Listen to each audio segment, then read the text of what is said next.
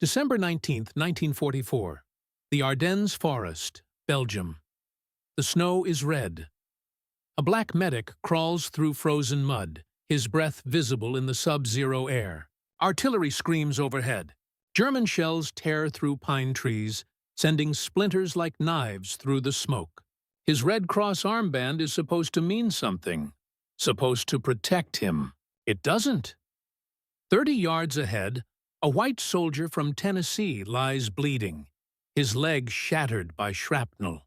He's screaming, not for his mother, not for God, for help. The medic keeps moving. He doesn't think about the man's hometown, where he couldn't drink from the same water fountain. He doesn't think about the training camp in Georgia, where he was called names no battlefield could erase. He doesn't think about the German leaflets in his pocket, propaganda urging him to surrender, reminding him he's fighting for a country that doesn't see him as equal. He just thinks, get to him. Stop the bleeding. Get him out. Because that's what medics do, even when the man they're saving wouldn't have saved them. This is the story of soldiers the world tried to forget, and the enemies who never could. When America entered World War II in December 1941, it brought two armies to the fight. One wore the uniform. The other wore the uniform and the weight of a nation's shame. The United States military was segregated by law, not by tradition, not by custom, by official policy. Black soldiers could serve, but not equally. They trained in separate camps, ate in separate mess halls, slept in separate barracks. Even the blood they donated was labeled and stored separately, as if blood itself carried the stain of skin color. At home, Jim Crow laws ruled the South with iron certainty. Black Americans couldn't vote in most places, couldn't sit in the front of a bus, couldn't enter a restaurant through the front door. Lynching still happened. Photographs of murdered men sold as postcards. Justice was a word without meaning. And yet, when the call came to fight fascism abroad, over 1.2 million Black Americans answered. They weren't naive. They knew the contradiction. They lived it every day. But they believed in something their country didn't yet believe about them, that service could earn respect, that sacrifice could break chains. The black press coined a phrase for it, the WWII campaign. Victory over fascism overseas, victory over racism at home. 2 wars, 1 uniform. The military had other ideas. Black soldiers were funneled into support roles, labor battalions, quartermaster units, construction crews. The army didn't trust them with combat, not because they couldn't fight, but because white officers couldn't imagine them fighting well, or didn't want to. Medical units were seen as appropriate for black soldiers, non-combat, service-oriented, safe from the politics of putting a black man with a rifle on the front line. So the army created segregated medical battalions. The 320th Barrage Balloon Battalion, the 969th Field Artillery Battalion, the 333rd Field Artillery Battalion, and dozens of medical detachments, field hospitals, ambulance companies, surgical teams, all black, all segregated. All told, they were support personnel, nothing more. But war has a way of erasing plans. Training camps became battlegrounds of another kind. Fort Huachuca in Arizona, Camp Claiborne in Louisiana. Black soldiers trained in the same states where they could be arrested for looking at a white woman too long. They learned to treat wounds while being called words that wounded deeper than bullets. White soldiers resented them. White officers doubted them. The towns near the bases often refused them service. And yet, they kept training. They memorized anatomy, learned triage, practiced carrying wounded men through obstacle courses designed to simulate war. They became experts in trauma care, field surgery, evacuation under fire. They prepared to save lives, even the lives of men who saw them as less than human. By 1943, those medics were boarding ships to Europe and North Africa. They arrived in war zones where 2 enemies waited. The Germans had noticed something. Their intelligence officers studied American newspapers. They read about race riots in Detroit, lynchings in Mississippi, segregation laws across the South. They saw an opportunity. Propaganda leaflets began falling from the sky over Allied positions. Why are you fighting for a country that treats you like slaves? Germany has no quarrel with the colored races. We are fighting the same enemy. White American imperialism. Surrender. You will be treated better as prisoners of war than as citizens at home. The leaflets weren't subtle. They showed illustrations of black soldiers in chains, or being hanged, or refused service at restaurants. They quoted real newspaper articles, real laws, real injustices. The cruelest propaganda is the kind rooted in truth. But the Germans miscalculated something fundamental. Black soldiers weren't fighting for America as it was. They were fighting for America as it could be. They believed the promises in the Constitution even when the Constitution didn't believe in them. And they knew surrender wasn't safety. It was erasure. German treatment of black POWs was brutal. Some were worked to death in labor camps. Others were executed outright.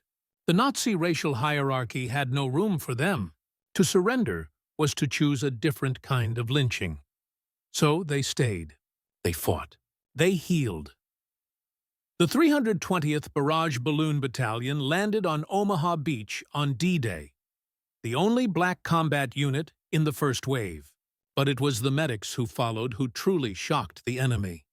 In North Africa, black medical units treated casualties from Kasserine Pass, where American forces took devastating losses against Rommel's Afrika Korps. They worked in field hospitals under canvas tents, performing surgeries while sandstorms raged outside. In Italy, they landed at Salerno and Anzio, beachheads soaked in blood. They ran through mortar fire to drag wounded men from exposed positions. They carried stretchers up mountain trails where vehicles couldn't go.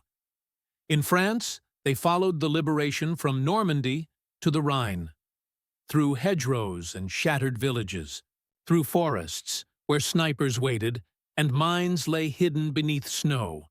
They volunteered for the worst assignments, not because they were suicidal, not because they were trying to prove something, but because wounded men don't care about the color of the hands that stop their bleeding, and because every life saved was an argument against the lie that they were inferior. The contradiction was crushing. They wore the uniform of a nation that wouldn't let them vote. They carried men who called them slurs in their sleep. They saluted officers who wouldn't shake their hands. They treated German prisoners with more humanity than they received from their own command, and still they ran toward the gunfire. White soldiers noticed. Slowly. Grudgingly, but they noticed. When you're bleeding, out in a shell crater, philosophy dies fast. Skin color becomes irrelevant. The only thing that matters is whether the man crawling toward you knows how to tie a tourniquet. Black medics knew. They always knew. And the enemy, expecting them to break, to surrender, to fail, discovered. Something the American command should have known all along. These men were soldiers, professionals, heroes. Whether America was ready to call them that or not, the morning routine never changed. Wake up, get dressed, walk past white soldiers who won't meet your eyes. Or worse, who do. Eat breakfast at a separate table, use a separate latrine, board a separate truck to the aid station, then strap on the Red Cross armband and become the man everyone needs. This was the split existence of black medics in World War II. Off duty, they were second class. On duty, they were first responders. The same sergeant who wouldn't let them into the officers' club would scream their name when his platoon took casualties. Medic Waverly Woodson Jr. experienced this in its rawest form. On D-Day, June 6, 1944, he landed on Omaha Beach with the 320th Barrage Balloon Battalion. Shrapnel tore into his back and leg before he even reached the sand. He was wounded, bleeding, In shock. He treated over 200 men that day anyway. White soldiers. Black soldiers. It didn't matter. He pulled them from the water, stopped arterial bleeding with his bare hands, amputated a crushed limb with a field knife because there was no time for proper surgery, worked for 30 hours straight without rest. His commanding officer recommended him for the Medal of Honor. He never received it. Decades later, historians would uncover the paperwork, recommendations that disappeared, reports that were filed and forgotten. The pattern was clear. Valor had a color barrier too, but in that moment, on that beach, none of the men Waverly saved asked about his skin. They just asked him not to let them die. He didn't. Black medical units operated with less of everything. Fewer supplies, older equipment, shorter training windows. They were given surplus ambulances that broke down, outdated surgical kits, morphine doses that ran out faster because resupply convoys prioritized white units. This wasn't accidental. It was policy. The assumption was that black units wouldn't see heavy combat. They'd be in rear areas, safe zones, supply depots. So why give them frontline resources? But war doesn't respect assumptions. When the Battle of the Bulge erupted in December 1944, German forces smashed through Allied lines in the Ardennes. Rear areas became front lines overnight. Support units became combat units. Black medics found themselves surrounded, under siege, treating casualties in numbers they'd never trained for. The 969th Field Artillery Battalion, an all-black unit, was nearly overrun at Bastogne. Their medics worked in frozen cellars, operating by candlelight, with supplies running so low they reused bandages after boiling them in melted snow. They didn't retreat. They didn't surrender.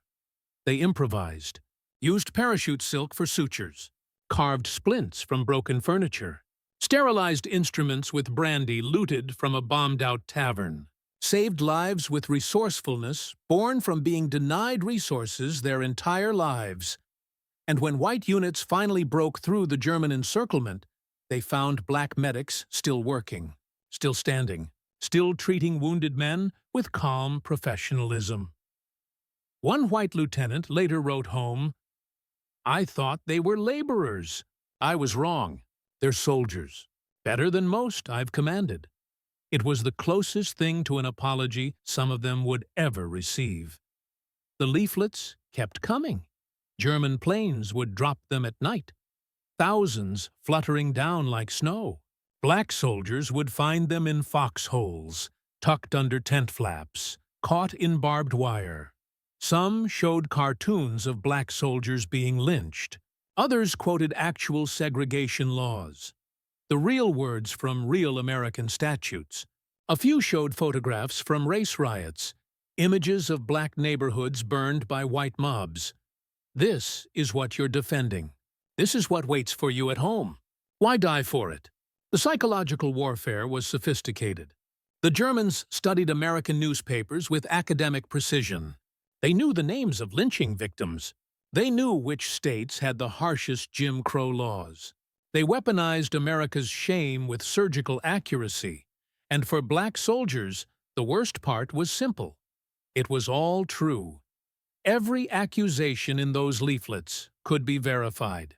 Every injustice illustrated had happened. The propaganda wasn't lies. It was mirrors. But the Germans misunderstood something crucial about the men they were trying to break. These soldiers weren't naive patriots. They weren't blind to injustice. They'd lived it, breathed it, survived it. They knew exactly what they were fighting for. And it wasn't the America that currently existed.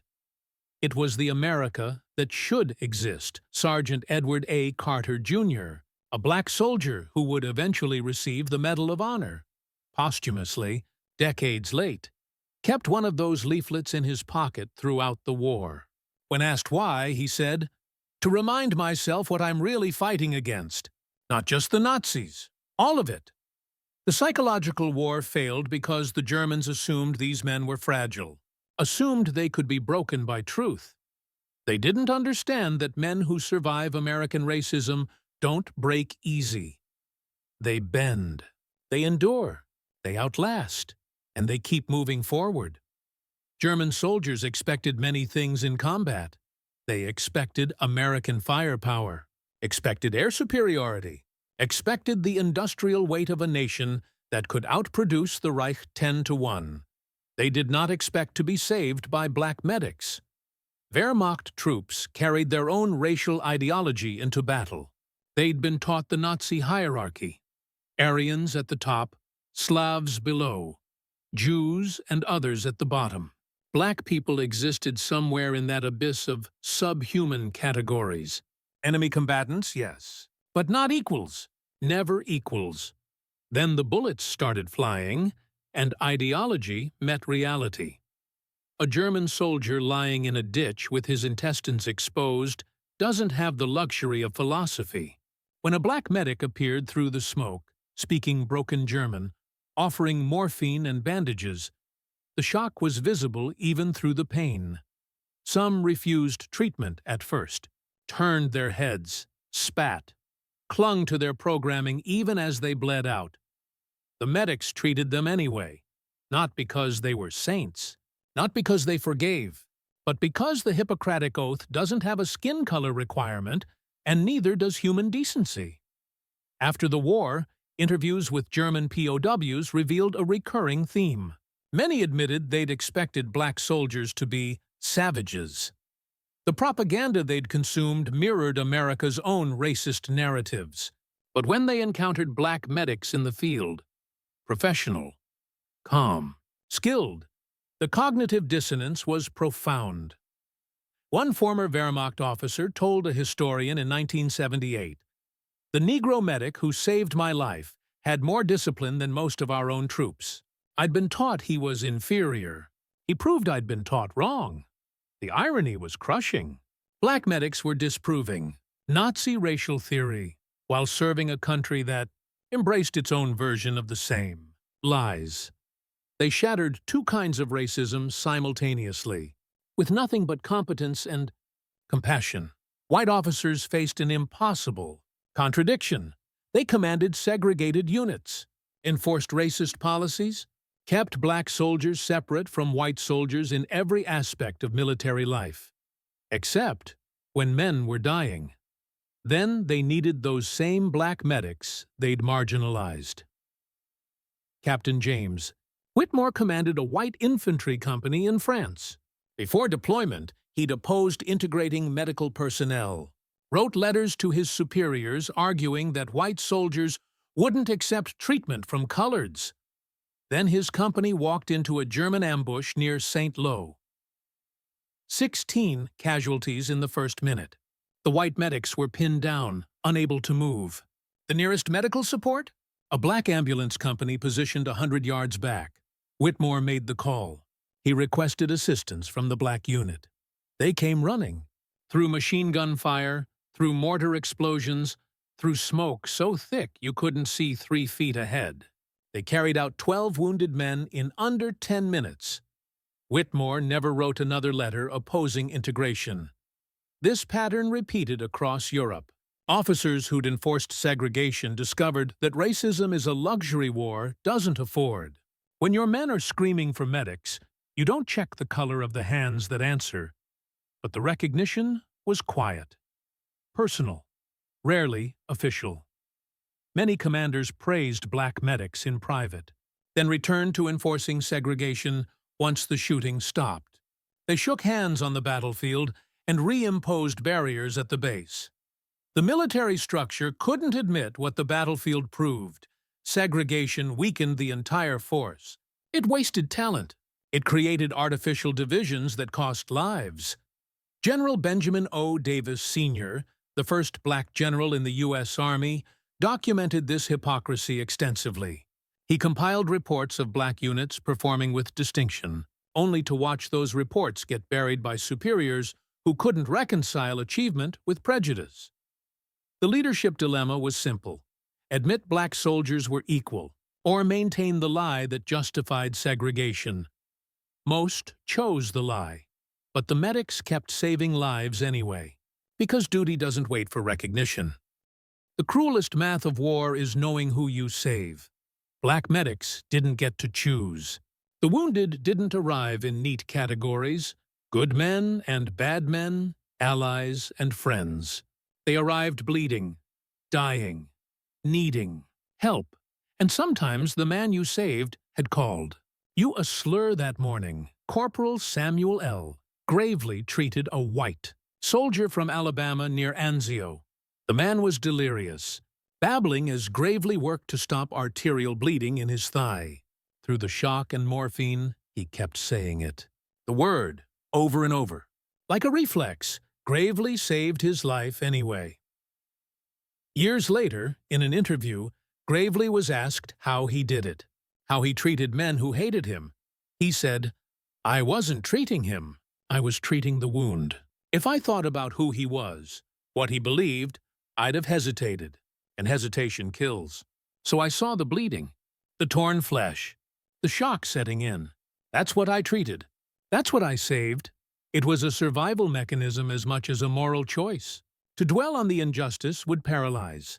To remember every insult, every sneer, every moment of humiliation, it would make the job impossible. So they compartmentalized. They became machines of mercy, executing procedures with mechanical precision while their humanity screamed in protest. The moral paradox was inescapable.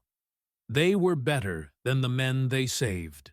More disciplined, more professional, more principled. They embodied the ideals America preached but didn't practice, and they did it knowing that when the war ended, they'd return to a country that still saw them as less. That's not heroism born from ignorance. That's heroism despite knowledge, despite experience, despite every reason to walk away. They stayed because someone had to, and because the wounded don't care about philosophy. They just want to live. The medics understood that, even when no one else did. January 3, 1945. The Ardennes Forest, the Battle of the Bulge, has entered its third week. The temperature is 14 degrees below zero. German forces are making their final desperate push westward. American lines are collapsing in sections, reforming in others, holding by sheer stubbornness in places where stubbornness is all that's left.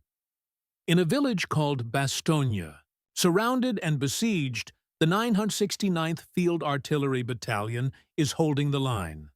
They're an all-black unit. They weren't supposed to be here. They were supposed to be in the rear, handling supplies, staying safe. But war doesn't read deployment orders. Their medics are treating casualties in a stone cellar. No heat, no lights except candles. Ammunition is low. Food is gone. Medical supplies are nearly exhausted, and the wounded keep coming.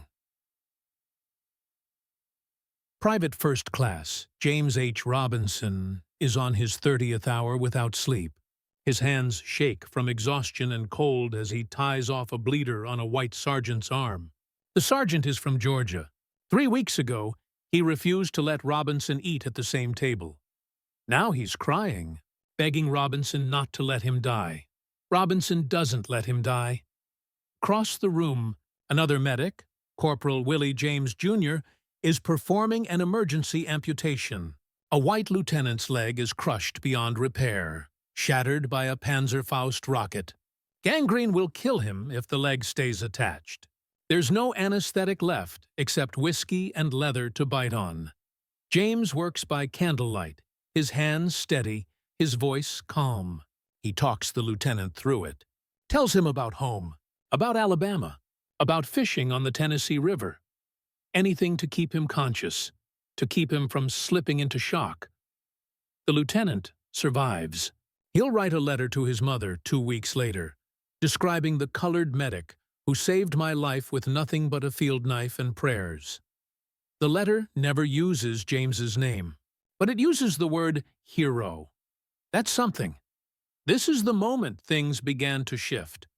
Not because of policy changes or government orders, not because generals suddenly embraced equality, But because survival has a way of burning away everything except truth, and the truth was simple.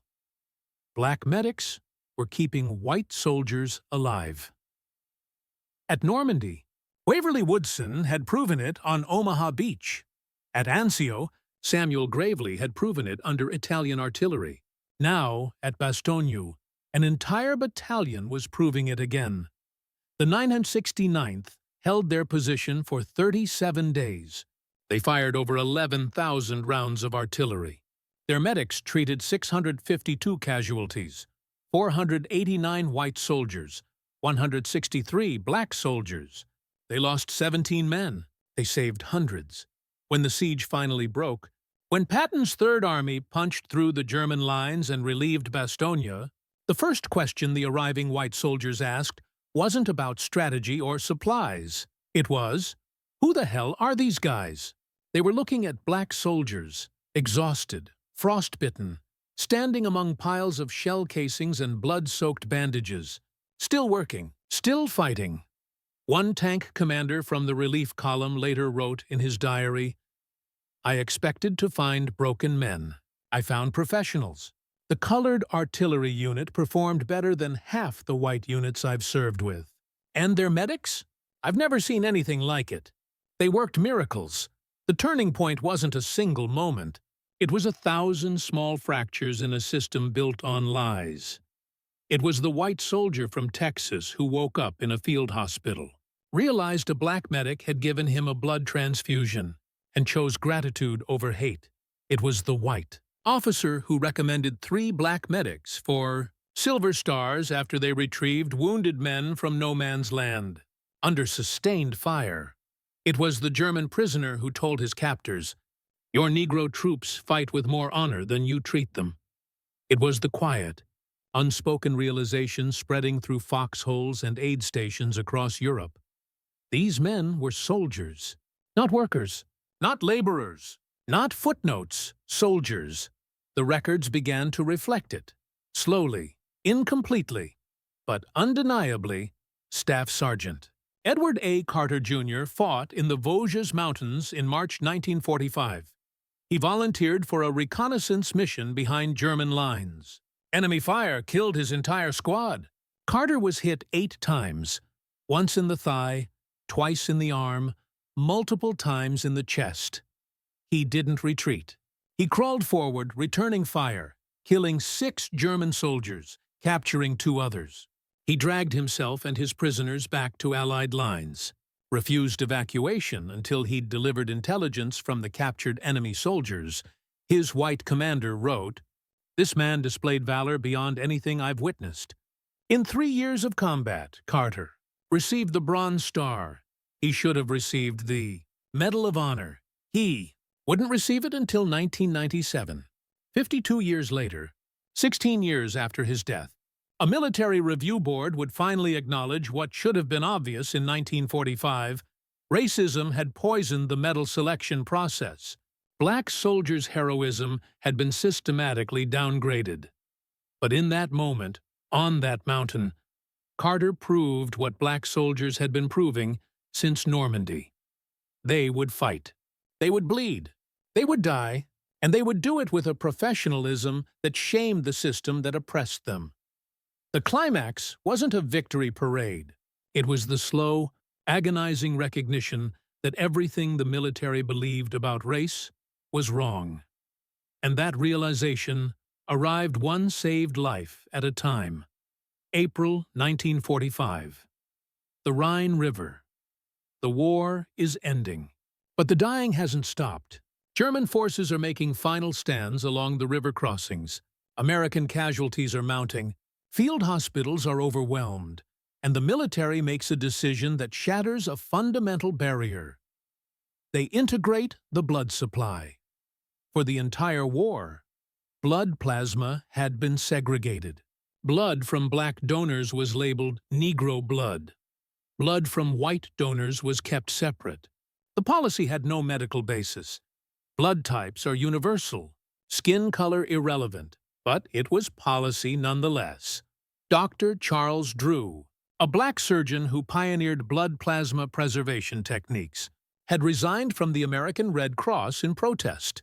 He'd literally invented the methods that saved thousands of lives, only to watch his own blood be classified as somehow different. But by April 1945, casualties were too high, supplies too low. Men were bleeding out while bureaucrats worried about racial purity in transfusions. So the order came down. Use all available blood. No labels, no segregation. Survival over symbolism. White soldiers received transfusions from black donors. They lived, the sky didn't fall.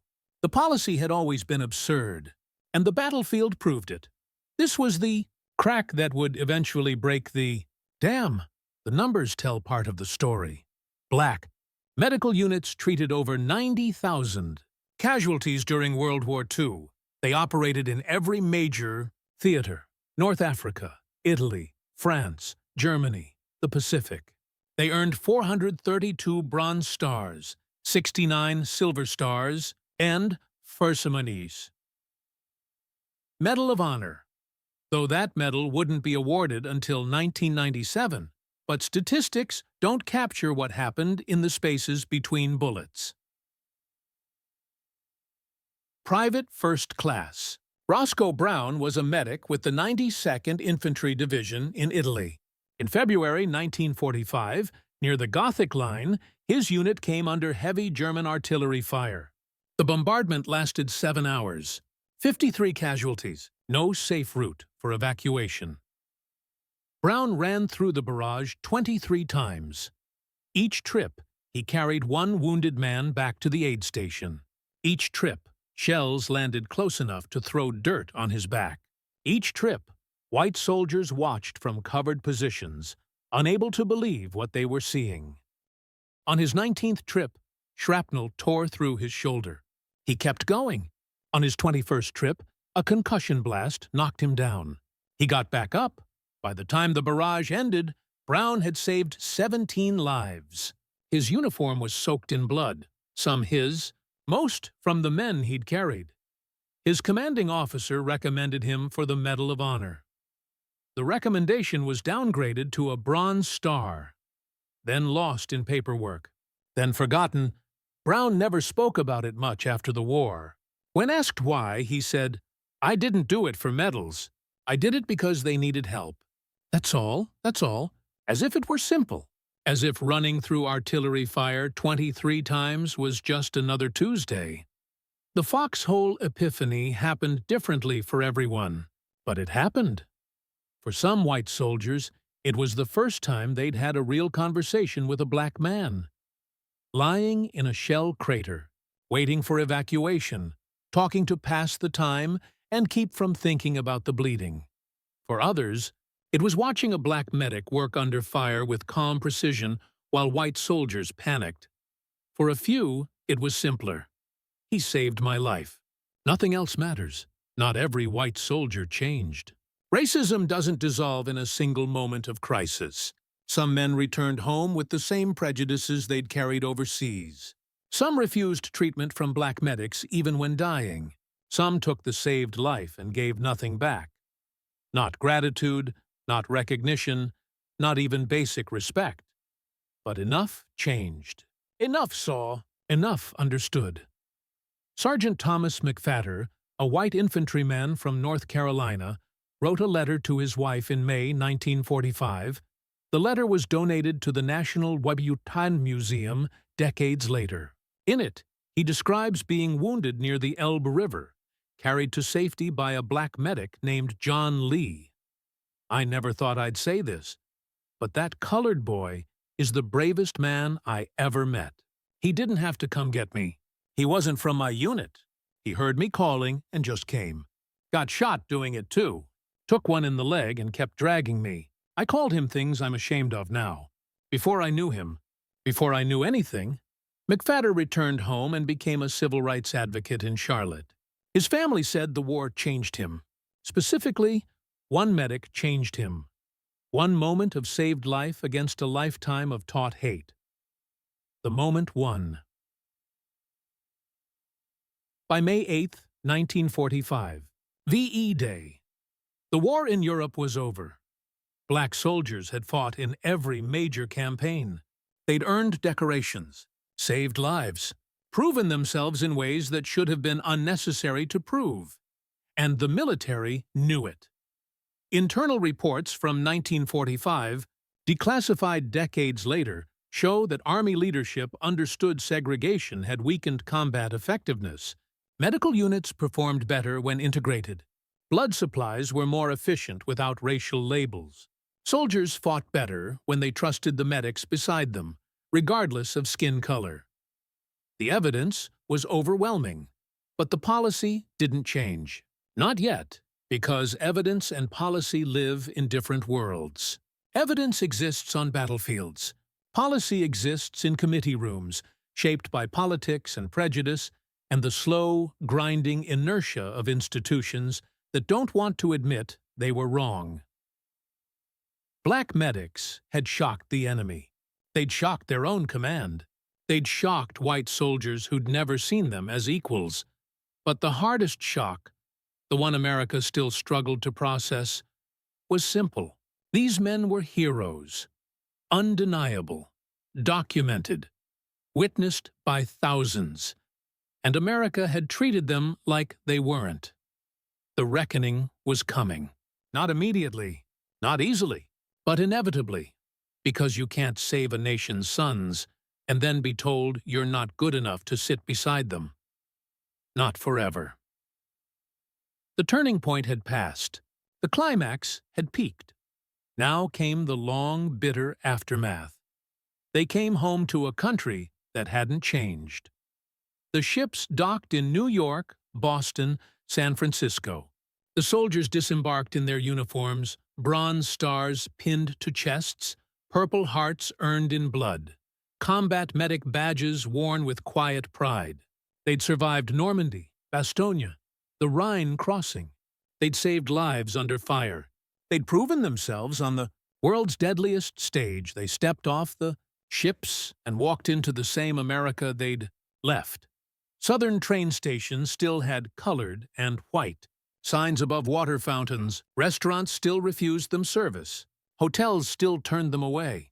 They'd liberated concentration camps in Europe, seen the ultimate end of racial ideology taken to its logical extreme, and returned to a nation practicing its own version of the same poison. Some still wore their uniforms when they were beaten. Isaac Woodard was a sergeant in the 429th Port Battalion. He'd served for 15 months in the Pacific.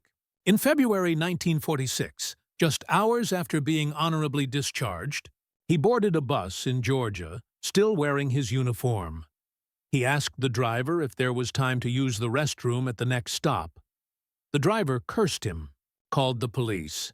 Officers dragged Woodard off the bus and beat him so severely he was permanently blinded. He'd survived the war. He didn't survive coming home. The story made national headlines. President Truman read about it. It would become one of the catalysts for his eventual decision to desegregate the military. But that decision was still 2 years away. For now, Woodard was just another black veteran learning that heroism abroad meant nothing at home. The medals arrived late, if they arrived at all.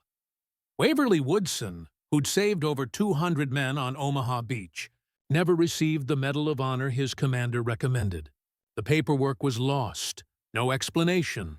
No follow-up. Edward Carter, who'd fought through 8 bullet wounds to capture enemy prisoners, received a Bronze Star instead of the Medal of Honor. 52 years would pass before that was corrected. A 1993 Army study would reveal the scope of the injustice. The study, commissioned after decades of pressure from veterans groups and historians, found that no African-American soldier who served in World War II had received the Medal of Honor. Not one. Out of 433 medals awarded during the war, 0 went to black soldiers. The study reviewed thousands of records and found systematic downgrading of black soldiers' citations. Silver stars reduced to bronze stars. Bronze stars reduced to commendations. Commendations reduced to nothing. The language in the reports was clinical. Racial bias influenced the awards process at multiple levels. Translation: white officers didn't believe black soldiers could be heroes, so they weren't recognized as heroes, even when the evidence screamed otherwise. In 1997, President Clinton awarded the Medal of Honor to 7 black World War II veterans. Only one, Vernon Baker, was still alive to receive it. The others received it posthumously, decades after their deaths, their families accepting medals that should have been given in 1945. Better late than never, the saying goes, but late still means the men died without recognition. Late still means they lived with the knowledge that their country didn't value their sacrifice. Late still means their children grew up without knowing their fathers were heroes. Late is better than never. But it's not justice, yet something was shifting slowly, beneath the surface. President Harry Truman had been changed by stories like Isaac Woodard's. He'd read the reports from military commanders acknowledging that segregation weakened combat effectiveness. He'd seen the evidence that integrated units performed better. On July 26, 1948, Truman signed Executive Order 9981. It is hereby declared to be the policy of the President that there shall be equality of treatment and opportunity for all persons in the armed services without regard to race, color, religion, or national origin. The military would be desegregated, not immediately, not smoothly, not without resistance. It would take years to fully implement, and decades before the culture truly shifted. But the order was given, the line was drawn. Black veterans had forced the issue. They'd proven themselves on battlefields across 2 oceans. They'd saved lives that policy said they weren't qualified to save. They'd fought enemies abroad while enduring enemies at home, and they'd made it impossible for America to maintain the lie, not through speeches, not through protests, through service, through sacrifice, through the simple, undeniable fact that they'd bled for a country that refused to bleed for them. And they'd done it with professionalism that shamed everyone who doubted them. The aftermath was bittersweet, recognition delayed, justice deferred, heroes unacknowledged. But the crack had formed, the foundation had shifted, and the black medics who'd carried wounded men through hell had carried something else, too. Proof that the system was wrong, proof written in blood, and survival.proof that couldn't be erased. The proof became a weapon in other battles. When the civil rights movement erupted in the 1950s and 60s, black veterans were often at the front lines. They'd faced German machine guns. They weren't intimidated by Southern sheriffs. Medgar Evers served in the 657th Port Company in Europe. He came home to Mississippi and became a civil rights leader, using the same discipline and courage he'd learned in the military. When he demanded the right to vote, when he organized boycotts, when he stood against the Klan, he did it as a veteran. He wore his service as armor. They killed him anyway, in his own driveway. In 1963, but the pattern was clear. Black veterans had seen the world. They'd been treated with respect in France, in England, in places where American racism didn't extend. They'd proven themselves in the ultimate test, and they refused to come home and accept second-class citizenship. The WWII campaign hadn't ended with the war. It had just changed theaters. Amzie Moore was a medic in the 665th Engineer Battalion. He returned to Mississippi and became a founder of the NWWII chapter in Cleveland, Mississippi.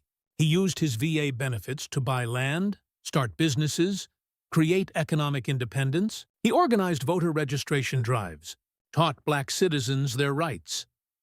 When white supremacists threatened him, he responded, "I've been shot at by the Germans. You don't scare me." He lived to see the Voting Rights Act passed in 1965. James Foreman served in the Pacific. He came home and became a leader in the Student Nonviolent Coordinating Committee, SNCC. He trained young activists in the same discipline the military had taught him: strategy, organization, courage under pressure. The medics became doctors. They used the GI Bill, one of the few benefits that applied equally, to attend medical schools that had previously excluded them. They opened practices in black neighborhoods neglected by white physicians. They trained the next generation. Dr. Charles Drew, who'd pioneered blood plasma preservation, had died in 1950 in a car accident. But his legacy lived on in the thousands of black doctors who followed his path, who saw in him proof that excellence couldn't be denied forever. The military itself changed, slowly but irreversibly. By the Korean War in 1950, integrated units were common. By Vietnam, they were the standard. Black soldiers still faced racism, still fought for equality, but they fought within a structure that could no longer officially segregate them. The change wasn't charity. It wasn't benevolence. It was pragmatism. The military had learned what the medics proved. Talent has no color. Courage has no color. Skill has no color. Segregation was inefficient. Integration was stronger. It took a war to prove it. But it was proven. And what of the enemy? German veterans, in later years, spoke with surprising candor. In interviews conducted in the 1970s and 80s, many acknowledged that black American soldiers had shattered their expectations. Heinz Werner, a former Wehrmacht soldier captured near Bastogne, said in a 1982 interview, "We were told the Negroes were primitives. We believed it, because we'd been taught to believe many lies. Then one treated my wounds with more care than our own medics had shown. He could have let me die. I was his enemy. He saved me anyway. That changed something in me, made me question everything we'd been told. Not all changed. Not all learned, but some did. The black medics had fought 2 wars, one against Nazi Germany, one against American racism. They won one decisively. The other? That victory came in pieces, over decades, paid for by generations who refused to accept less than equality. The medics who'd carried wounded men to safety had carried more than bodies. They'd carried the future, the possibility of change, the undeniable proof that the old lies couldn't survive contact with reality. They'd shocked the enemy. They'd shocked their own nation. And in the end, they'd helped shock America into becoming something closer to what it claimed to be. Not perfect, not finished, but closer. And that progress, slow, painful, incomplete, began on beaches and in forests, in foxholes and field hospitals, wherever black medics ran toward gunfire to save lives, even lives that didn't yet see them as equal, especially those lives. Because that's what heroes do. Go back to that forest. December 19th, 1944. The snow red with blood. The black medic crawling through frozen mud. The white soldier from Tennessee screaming for help. The moment when everything else fell away except the bleeding and the need to stop it. That moment contains everything. It contains the absurdity of racism. The idea that skin color determines worth, shattered by the reality that blood is just blood. Wounds are just wounds, and dying men need saving regardless of who does the saving. It contains the cost of prejudice. How many lives could have been saved if black medics had been properly equipped, properly recognized, properly integrated from the beginning? How many men died because racism was more important than efficiency? It contains the resilience of the human spirit, the capacity to endure injustice and still choose mercy, to be denied dignity and still act with dignity, to serve a nation that doesn't serve you back. And it contains hope. The proof that systems can change, that lies eventually collapse under the weight of truth, that courage can outlast hate. Black medics shocked enemy troops not because they were superhuman. They shocked them because they were simply human, skilled, brave, professional, in contexts where both America and Germany had declared them less than human. They carried wounded men to safety against all odds.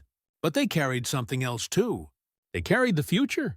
They carried the possibility that America might one day live up to its own promises. That day hasn't fully arrived. The fight for equality didn't end in 1945, or 1948, or 1965. It continues. The work remains unfinished. But it's closer because of men like Waverly Woodson, who saved 200 lives while bleeding from his own wounds. Because of Edward Carter, who crawled through 8 bullet holes to complete his mission. Because of the thousands whose names we don't know, who ran toward gunfire when they could have run away. They didn't fight for the America that was. They fought for the America that could be, and every life they saved was an argument for that future. Every wound they closed was a testimony against the lie of racial inferiority. Every man they carried to safety carried the truth forward. History doesn't remember most of them, but the men they saved do. Their families do. And somewhere in the fabric of American progress, in the slow bend toward justice, their service matters. They shocked the world by doing the impossible, proving their humanity in a world determined to deny it. And they did it, one saved life at a time, with hands that healed and hearts that refused to break.